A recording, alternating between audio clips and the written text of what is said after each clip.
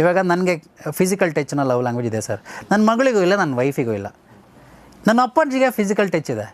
ನನ್ನ ಅಪ್ಪಾಜಿ ನಾನು 4ನೇ ಕ್ಲಾಸ್ 5ನೇ ಕ್ಲಾಸ್ ಇರ್ಬೇಕಾರೆ ನಮ್ಮಮ್ಮ ಹಪ್ಳ ಮಾಡ್ತಿರ್ಬೇಕಾರೆ ನಾನು ಹಪ್ಳ ಮಾಡ್ತೀನಿ ಅಂತ ಹೋದೆ. ನಮ್ಮ ಅಪ್ಪಾಜಿ ತೋಟದಿಂದ ನೀರು ಕಟ್ಕೊಂಡು ಬರ್ತಾಯಿದ್ರು. ಆವಾಗ ನಮ್ಮಮ್ಮ ಯಾವಾಗ ಮುರುಳಿ ನನಗೆ ಹಪ್ಳ ಮಾಡೋಕ್ಕೆ ಬಿಡ್ತಿಲ್ಲ ಅಂತ ಬಂದ ತಕ್ಷಣ ಒಂದು ಕಂಪ್ಲೇಂಟ್ ಹೇಳ್ತು.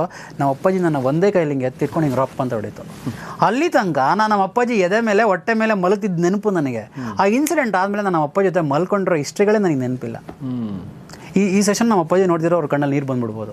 ಅಂದರೆ ನಮ್ಮ ಅಪ್ಪಾಜಿ ನಾನು ಯಾವಾಗಲೂ ಮುದ್ದು ಮಾಡಿ ಯಾವಾಗಲೂ ಎದೆ ಮೇಲೆ ಹೊಟ್ಟೆ ಮೇಲೆ ಮಲಗಿಸ್ಕೊತಿದ್ದು, ಆ ಇನ್ಸಿಡೆಂಟ್ ಆದಮೇಲೆ ನನಗೆ ಗೊತ್ತಿಲ್ಲ ಆ ವ್ಯಕ್ತಿ ನಾನು ದೂರ ಮಾಡಿಬಿಟ್ಟೆ ಅಂತ. ಅದಾದಮೇಲೆ ನಮ್ಮ ಅಮ್ಮನ ಜೊತೆ, ನಮ್ಮ ಅಮ್ಮನೇ ಕಂಪ್ಲೇಂಟ್ ಹೇಳಿದ್ದು ಅಂತ ಅಂದ್ಕೊಳ್ಳಿ, ನಾನು ನಮ್ಮ ಅಮ್ಮನ ಜೊತೆ ಮಲ್ಗೋಕ್ಕೆ ಸ್ಟಾರ್ಟ್ ಮಾಡಿದೆ. ಅಂದರೆ ನಮ್ಗೆ ಗೊತ್ತಿಲ್ಲದೆ ಪೇರೆಂಟಿಂಗಲ್ಲಿ ಈ ಥರ ಒಂದೊಂದು ಸ್ಮಾಲ್ ಮಿಸ್ಟೇಕ್ಸ್ ಮಾಡಿದಾಗ ಅದು ದೊಡ್ಡ ಆಘಾತಗಳಾಗ್ಬಿಡುತ್ತೆ ಮಕ್ಕಳಿಗೆ.